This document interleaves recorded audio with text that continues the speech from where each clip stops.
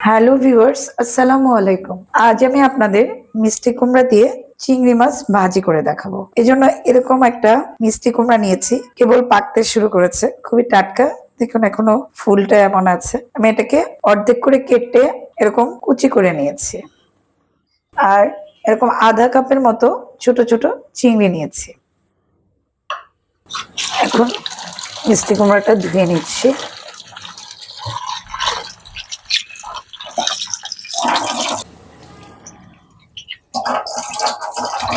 আমি ভাজি শুরু করলাম, সেজন্য প্রথমে চুলায় একটা কড়াই বসিয়েছে।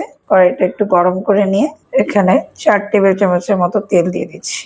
তেলটা একটু গরম হলে আমি 4-5 কোয়া রসুন থেতো করে নিয়েছি, সেটা দিয়ে দিচ্ছি।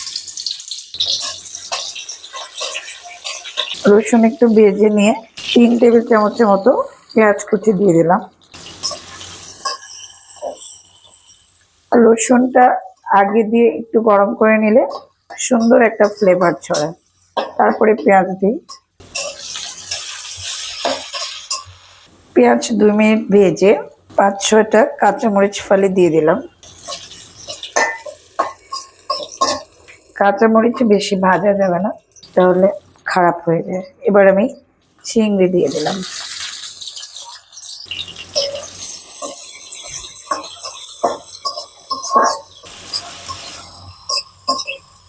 চিংড়িগুলো এমন লাল লাল হয়ে গেলে আমি এর মধ্যে মিষ্টি কুমড়াগুলো দিয়ে দিচ্ছি।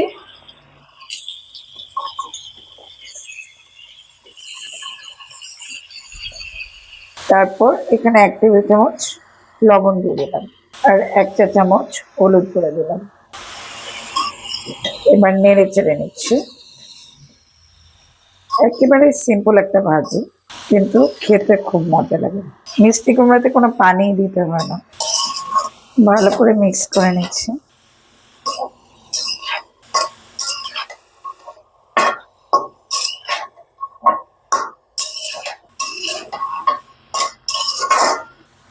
এবার আমি ঢাকনা দিয়ে দিব আর চুলার আঁচটা কমিয়ে রাখবো। 10 মিনিট পর ফিরলাম। দেখুন আমি কিন্তু কোনো পানি দিইনি, অনেক পানি বেরিয়ে এই যে নেতিয়ে গিয়েছে, প্রচুর পানি এখনো। আর একটু সেদ্ধ হোক, আমি একটু নাড়াচাড়া করে দিলাম। অনেকেই এটা একেবারে মিহি গলে যায় সেরকম অবস্থায় খায়, আবার অনেকে একটু শক্ত শক্তই রাখে।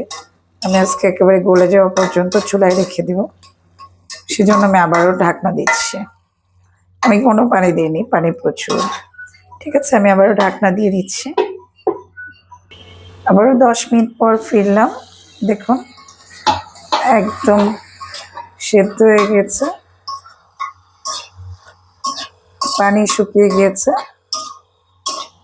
আর তেলটাও দেখা যাচ্ছে। দেখুন তেল উঠে গেছে। এই অবস্থায় নামিয়ে ফেলা যায়।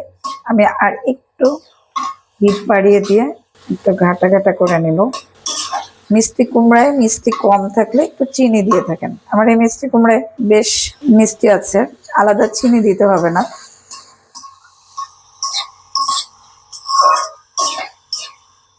চুলার আঁচটা বাড়িয়ে আমি একদম নাড়াচাড়া করে নিচ্ছি। মানে পানি টানি সব শুকিয়ে গেছে, পানি থাকলে কিন্তু ফ্যাচ ফেচে লাগবে। তেল বেরোচ্ছে, এই অবস্থায় নামিয়ে ফেলবো আমি। এটা নামিয়ে নিচ্ছি।